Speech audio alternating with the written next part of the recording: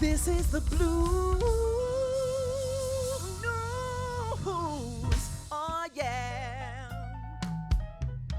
Hey, y'all. Hey, sis. Hey! Now, family, today's story ain't about celebrities. It ain't about gossip. It ain't about drama. It's about one thing and one thing only. Go vote! Go vote! And if you've never voted before, family, this is your year. Let's get into it. Now, Election Day gonna be here before you know.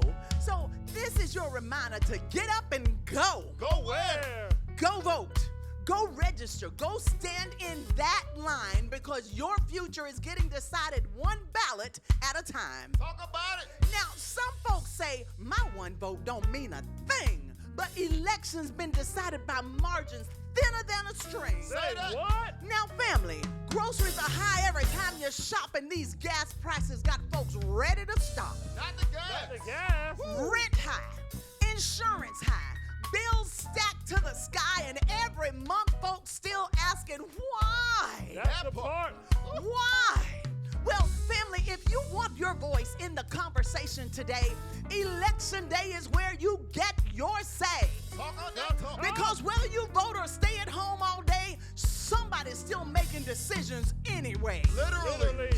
Now listen, our elders marched through heat and rain, faced hate and obstacles just to gain this lane. That part right there. Some couldn't vote because of where they stayed, while others paid prices most of us couldn't have paid. Say that again. Now, family, if you've never voted before, don't let this election pass like the ones before. Come on now. Because sitting on the sidelines won't lower your rent. It won't put your money back where your paycheck went. Clock it. It won't change your bills. It won't ease your pain. You gotta get in the game if you want to see change. Talk that talk. And it don't matter if you're left or right. Just make sure your voice gets heard that night. And the Everybody. message is clear if you're hearing me today. If you want change tomorrow, we need y'all to go vote today. Go vote. Go ahead, Chris. Play that freedom. Ooh, it's on the way. Check it out. Gas high, groceries high, rent through the sky. Well, family voting season rolling on by. Yeah.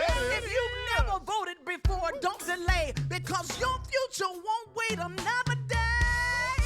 Too many people sacrifice and pay the cost for us to act like that right got lost. Come on And the now. message is clear. Hear it today. Don't complain tomorrow if you skip voting today. This is the Blues News. Anything can happen in a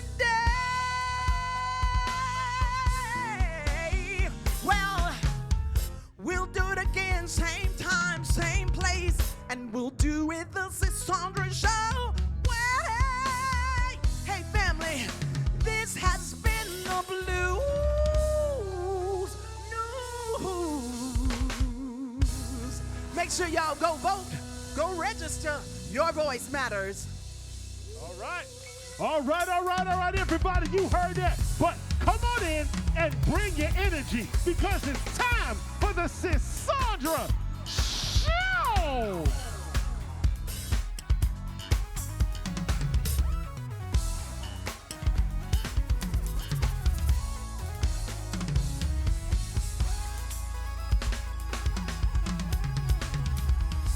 Yes! Hello, everyone, and welcome to the Sisaundra Show. Y'all have tuned in where the conversations get honest, the stories get real, Yes. and the healing starts with telling the truth. Heal. Would y'all please make some noise for one of the baddest bands in the whole land for the culture? Yeah. Oh, my goodness. I couldn't emphasize that enough. We always tell the truth.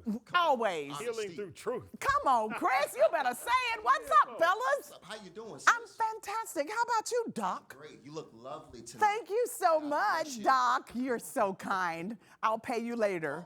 All right, listen, family, tonight we're talking about something a lot of men carry but rarely talk about. Pressure, responsibility, expectations, and the silent burdens passed down from one generation to the next. So we need y'all to go ahead and get all comfy, All right. grab that bubbly beverage, Lord. and let's get this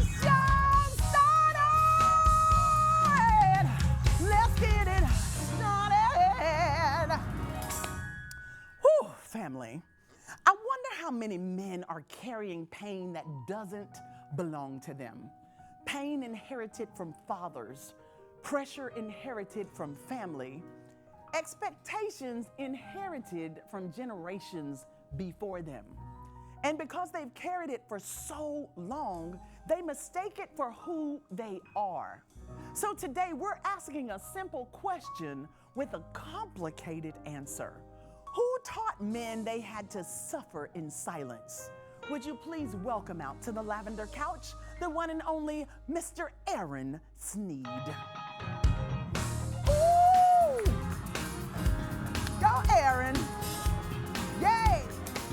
Hey, hey! Wow, great, how are you? Please have a seat.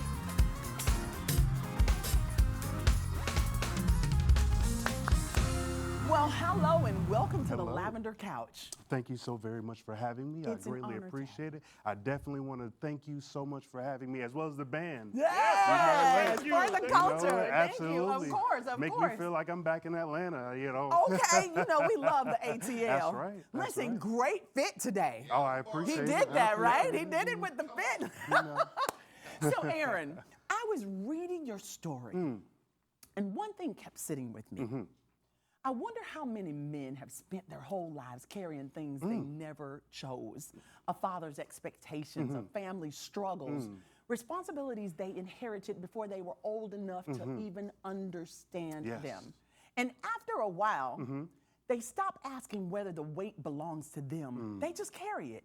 So today I want to ask about something, not Yes. success, not leadership, not business, you got all that. I want to talk about the burdens that men inherit Yes. and why so many of them suffer in silence. Now, do you think most men know the difference between who they are and who they've been expected to be? Ooh, I think that that is incredibly insightful, in particular because we have, speaking for myself, I like to speak, I don't want to speak for Please. all men, but speaking for myself, we have this idea of who we are and who we want to become, but that often is overshadowed by what society has.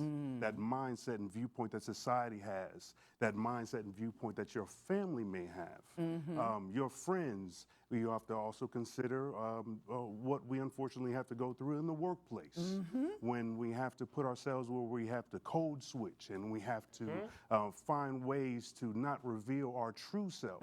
So we're wearing these masks day in and day out. Yes. And it's often difficult to know when to put it on, when to take it off, when to switch it out. One of the things that I had to do to be able to understand how to proceed with that is become myself by finding myself, by understanding what my power is, what my limits are, what my limitations are, and getting to the point of maturity and realizing, you know what, it doesn't matter what society wants. It doesn't matter what my family wants. It's what I want out of life. It takes a while to get It to does. that It point, most though, certainly doesn't does. it? It most certainly does. I Yes. would say I have a very high bar for men, black men in general, especially because of I think what the world has yeah, a high bar. absolutely, Right? absolutely. It's a general high And bar for black men. I totally agree, and it's not. I can't say that it is fair, but we have to live in reality. Yes, of course. It is what it is, and for for example, I was fortunate to be guided by my parents. My mother, a teacher, my father, a minister, and they help instill in me the discipline as well as logic. If you know something is going to happen, you're going to encounter these biases, and you're going to encounter racism wherever we go. You can't get upset about that. Well, you can get upset about it, but it Just doesn't. know it's part of reality. Just know it's part of reality, and you have to do something. So what I did is say, I know that I'm going to have to work at least 4 times harder. I need to have 4 times as many degrees as everybody else. Yes. I need to have I need to progress 4 times faster in the Yes. corporate structure. And it isn't easy. It isn't It easy is at not all. easy. And it seems like they used to say you got to be 10 times better. Mm-hmm. I'm going to use the number 4. If you had to be 4 times 10. better, it seems like these days you need to be 8 times better. I agree. It's like I it's agree. doubled because we see what's happening in the workforce. We see Yes. how, just our culture is under attack in so many ways that it's making it not just difficult for black men, but for black women. Oh, most certainly. The unemployment rate Oh, is most so certainly. high. So yes, 8 times better, I say at about about now. And listen, knowing my limitations, I can only shoot for 4. No, exactly. I- we do have our Yes, limitations, yes. but the expectation, The expectation, is what most I'm certainly. saying Most is what you certainly. need to Yes, be 8 and- times better. Yep, and that bar continues to rise. As soon as you get to 6 to 7 to 8, they raise that bar course. up to 10, and then 12, and the next thing you know, this is why mental health is very It important. is so It important. is incredibly important. It is and, so important. I think that I always encourage my family members, young men in particular that I mentor, to make sure you don't hold those burdens in, because it's easy to close yourself up and just accept it. But people in general, black men in particular that I'm critical of, have to find their power. And once you find your Yes. power, you start to realize you're unstoppable, and then can't nothing hold you back. I love that. And nothing That's holds you strong. back. Come on now. That's right. Now I heard you say you're a PK. Yes, ma'am. Praise the Lord. Yes, sir. Second generation. You better come on. So it's in the blood. That's right. Oh, Don't they play don't with know. us. They don't know. Listen. Oh, they don't understand the They don't oil. get it. They don't get it. And that grace, that the faith, Oh, my and goodness. prayer. Prayer. Oof, I got to So calm down. I'm powerful. starting Now, to well up. you right up our I'm starting alley to right well up. now, Yes, Aaron. ma'am. Come on now. Because if it wasn't for God, there's so many times where I could have let my ego, I could have let my anger and frustration with what I was going through take advantage of me. But you have to have your poise. You have Yes. to have your knowledge. Yes. And I will say this: you have to have a good support system. Yes. If you don't have a good support system, it's going to be very difficult. It won't be impossible, but you have to have that. A You have great to build support that. system and know who's in control. That's it. Come on. So what's something that your father carried? Hallelujah, amen. Thank you, FTC. That's right. What's something your father carried that got passed down to you without either of you ever talking The about Holy Ghost. Oh, The blood. God. That The comes- blood. and that's it. That is it. That's amazing. You better come on now. I am never, whenever I see somebody that has something, I never judge them and say, why did that person have that? What did Oh, he get? yeah, me Because either. somebody prayed for them. Come on, amen. Somebody sacrificed for Amen. them. Yes. So it's and it's their time. It's their time. And you That's cannot it. covet somebody's That's it. time, because what happens when it's yours? Hello. And will it be yours if you don't appreciate that somebody else has theirs? That's right. I'm Absolutely. very, very careful Listen, with that. I totally understand and I agree, and even more so for black people, in my opinion, to get back into church. Yes. Because a lot of times they walk through life without that guidance, without that discipline, without understanding that a lot of the answers that they are seeking is in the Word. It is there. It is but right there. the key thing you said is get back. Get back. Why Yes. did we leave? I could spend all day talking I've been about reading it, but- articles lately. What's going on with the church? Oh, yeah. So I think it's a number of things, and I am hypercritical of the church. I am hypercritical, and I've had many a discussion with my father and my grandfather about it. Some personal conflicts that I have. One of the reasons why I did not follow in my father and grandfather's footsteps is because, I want to have the things in life. I want to have a private jet, a Bentley. and the church and basically says, listen, and the thing is that it's not a problem to have those things, but if you are a leader in the church, if you're a pastor in the church and you have those things and you still have people in your congregation that are without a home, yes, that's then I have a hard. problem with I that. have a problem with that, I too. have a problem with that, and that it has, for some reason, become a norm. And pastors have built these mega churches, and they have many homes and the $65 million jets Come and on. this and that. And Yes. we've brag lost sight of about it. and brag about it. And they are supported by people. And because they couldn't buy the jets if they didn't have that support. Isn't I that think amazing? it's something got lost in translation. Yes. Within the text. Now, I don't have a problem with a pastor being taken care of. Absolutely. We are going off. Absolutely. Listen, You can't bring me in here talking about God. Oh yeah. I don't have I don't have a Yes, problem ma'am. with the church making sure that the pastor That is is taken absolutely care correct. of. But I don't want the pastor to take advantage Yes, of the church. there's levels to opulence. Yes. And yes. you can't tell me that there's more leather in a Rolls Royce than a Mercedes that makes a few or several $100,000 difference. Why does a pastor need a private jet that is at this level? If they need all that, then there's some God gonna take care of it.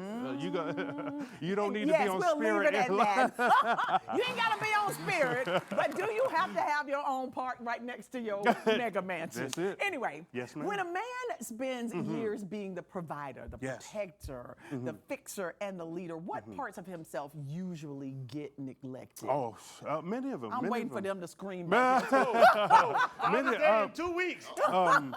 it is very important, especially for a man that aspires to be at a certain level.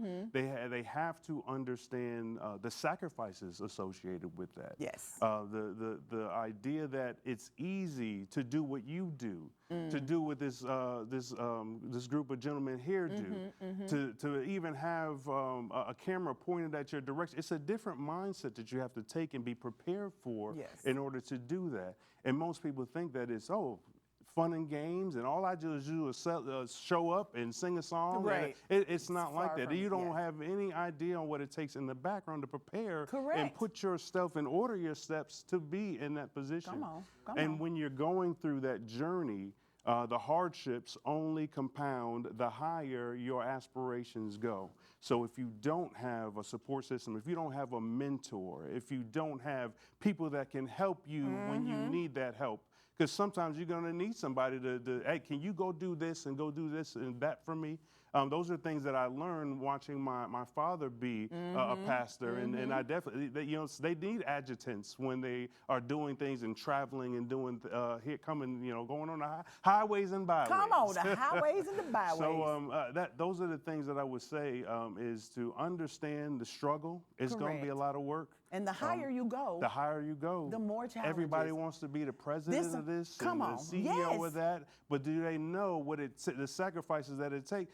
Listen, I love sports.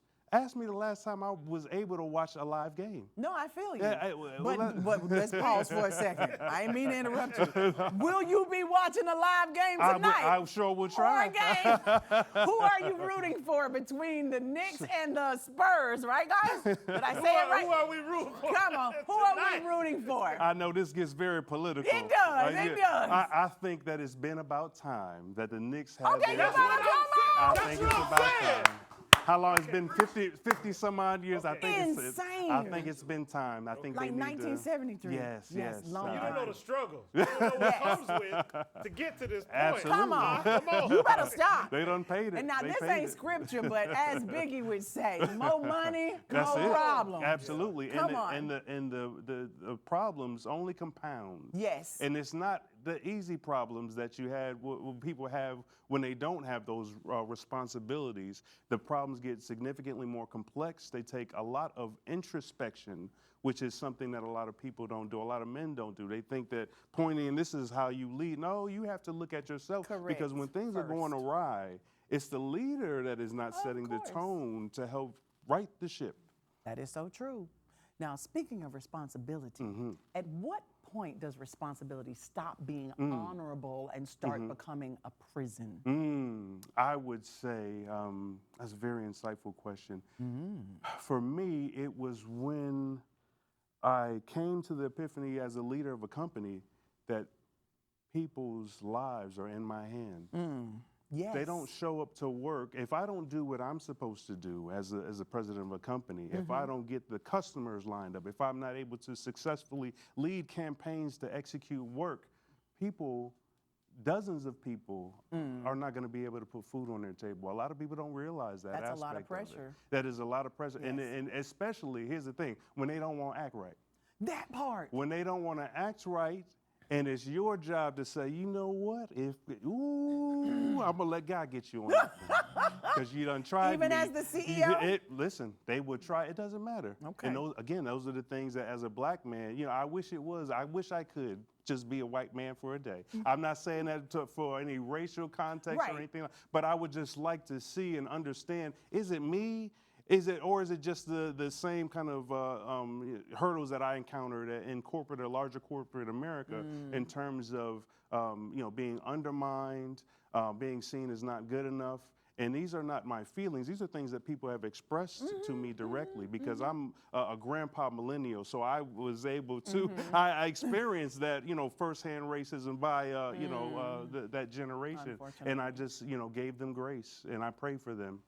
I pray for them because they don't know that I have, I have the grace covering me. And whatever you say, I just get them, God. Just go ahead and get them. Ooh. And When then when I don't see him show up to the office, is he all right? Are they all right? Okay, making sure they are all right. Jesus. Oh, they got laid off? Okay, got you. Turn Thank it you. over to Jesus. He That's worked it out. He will. He most certainly will. Won't he do it? Yes, he will. Won't he will? So, Aaron, why do you think so many men feel guilty when they choose themselves?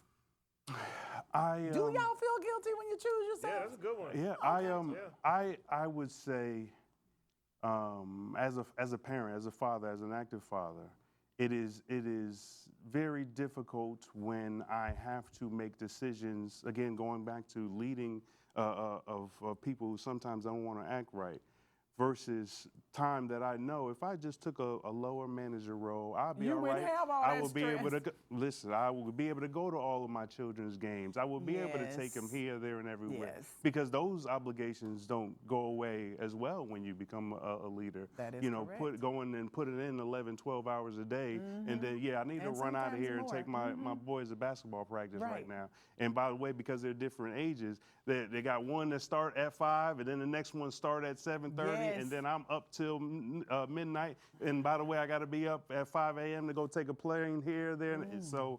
for me, it's when it impacts my ability to be an active father that it makes it very difficult because that is something very important to me. It is very important. Ooh. What do you think, Aaron, what do you think sons are learning when they watch their fathers carry everything alone? That's a great question. I think many times about times when I saw my father doing certain things and not doing certain things. A lot of times I had those light bulb moments when I was like, you know what, I think maybe when the lights got cut off, maybe that wasn't a power outage or something like that. You have to take time to think very diligently about the struggles of parents and come to the understanding that they did the best that they could. Amen. Because my parents in particular, that I didn't grow up with parents that had to bend. I actually bought my father his first brand new car. Did you really? Yes, ma'am. When I graduated from Morehouse College. God bless you. I was fortunate enough, my parents sacrificed to put me in school, and that's one of the first things that I did to honor my father. That's a and dream. thank him after understanding some of which at that point in time I'd understand some of the struggles that your parents go through. And I always impart that knowledge onto young people that I'm mentoring is don't take your parents for granted because you got here. You got clothes on your back. Yes. You got food on the in table. your back. Listen. Come on. And a lot of people don't know how much time and effort and sacrifice they had to do to just do that. Because not everybody's fortunate enough to be blessed and have that covering because they lost their way. That is so true. Aaron, thank you so much. Those might have been insightful questions, but you gave us some very insightful answers. I appreciate it. Thank you so much. Family, tonight reminded us that not every burden was meant to be carried forever. Some things were inherited, some things were learned, and some things were never yours to begin with. So maybe healing starts when you stop asking, how much more can I carry? And start asking, what can I finally put down? Thank y'all so much for joining us. We'll see you right back here on the Sisaundra Show next time. Mr. Aaron Sneed. Come on for the culture.